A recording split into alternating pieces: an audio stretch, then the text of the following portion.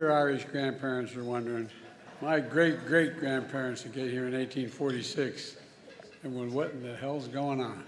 I want to thank you for the warm welcome. But please, not so loud. Donald was listening. Sleepy Don.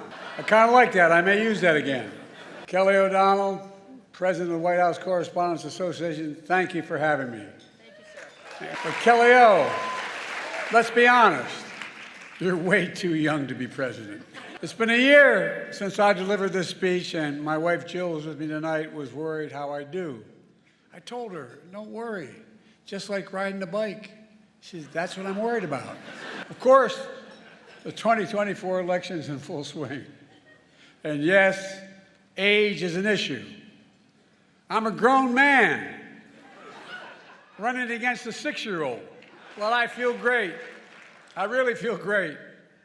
I'm campaigning all over the country, Pennsylvania, Georgia, North Carolina. I've always done well in the original 13 colonies. And speaking of history, did you hear what Donald just said about the major Civil War battle? Quote, Gettysburg, wow. Trump's speech was so embarrassing, the statue of Robert E. Lee surrendered again. But look, age is the only thing we have in common. My vice president actually endorses me.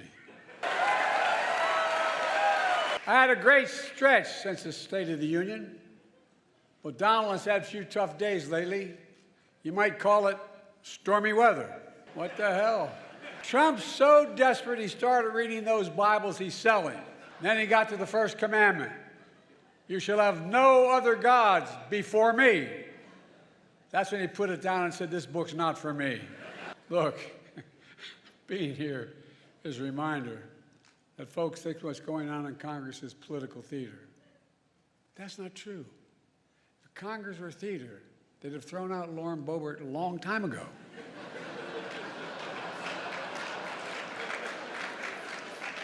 Now, to all my friends in the press and Fox News, some of you complain that I don't take enough of your questions. No comment. Of course, the New York Times issued a statement blasting me for, quote, active and effectively avoiding independent journalists. Hey, if that's what it takes to get the New York Times to say I'm active and effective, I'm for it. It's okay.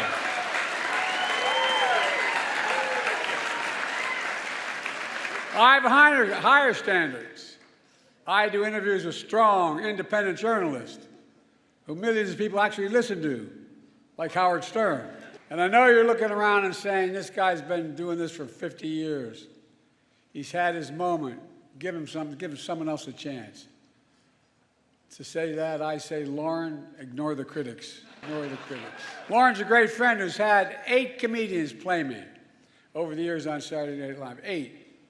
And who the hell says I'm not a real job creator? Look, Lauren's had even more comedians and actors joke about me, like the funny guy in Weekend Update, Michael Che. He's hilarious. Scarlett Johansson, you did such an incredible job in your State of the Union rebuttal that you should be do Weekend Update.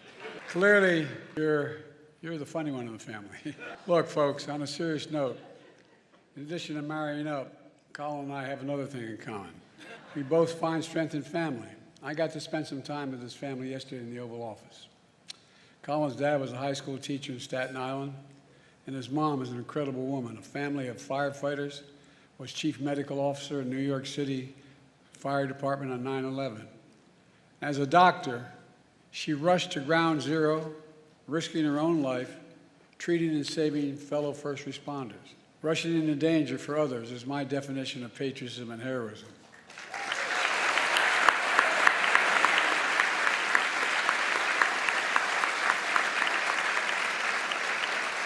And so is what all of you do when you report truth over lies. That's why I want to close the night with my genuine thanks to the free press. There are some who call you the enemy of the people. That's wrong and it's dangerous. You literally risk your lives doing your job. You do. Covering everything from natural disasters to pandemics to wars and so much more. And some of your colleagues have given their lives, and many have suffered grievous injuries. Other reporters have lost their freedom Journalism is clearly not a crime, not here, not there, not anywhere in the world. And Putin should release Evan and Al-Sud immediately. Just we're doing everything we can. We're doing everything we can to bring home journalists, fellow journalists, Austin, and all Americans like Paul Whale, who wrongfully detained all around the world. And I give you my orders to Biden. We're not going to give up until we get them home. All of them. All of them.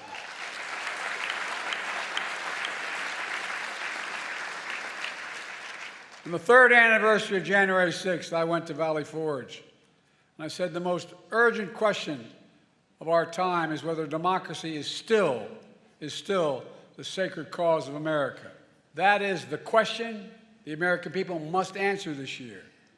And you, the press, play a critical role in making sure the American people have the information they need to make an informed decision. The defeated former president has made no secret of his attack on our democracy. He said he wants to be a dictator on day one, and so much more. He tells supporters he is their revenge and retribution. When in God's name have you ever heard of another president say something like that? And he promised a bloodbath when he loses again. We have to take this seriously. 8 years ago, you could have written off it as just Trump talk, but no longer, not after January 6th.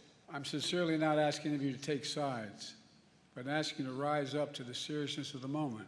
Move past the horse race numbers and the gotcha moments and the distractions, the sideshows that have come to dominate and sensationalize our politics. And focus on what's actually at stake. I think in your hearts you know what's at stake.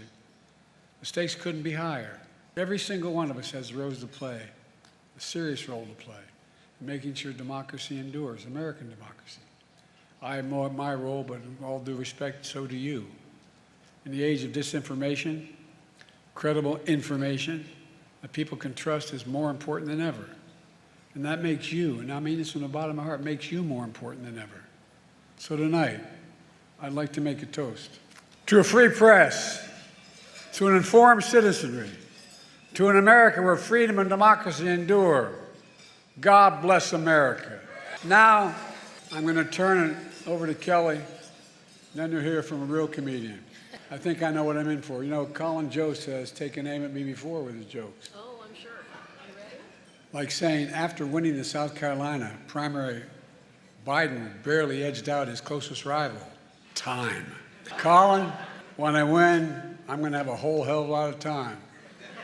And I'm going to be watching, pal. Kelly, back to you.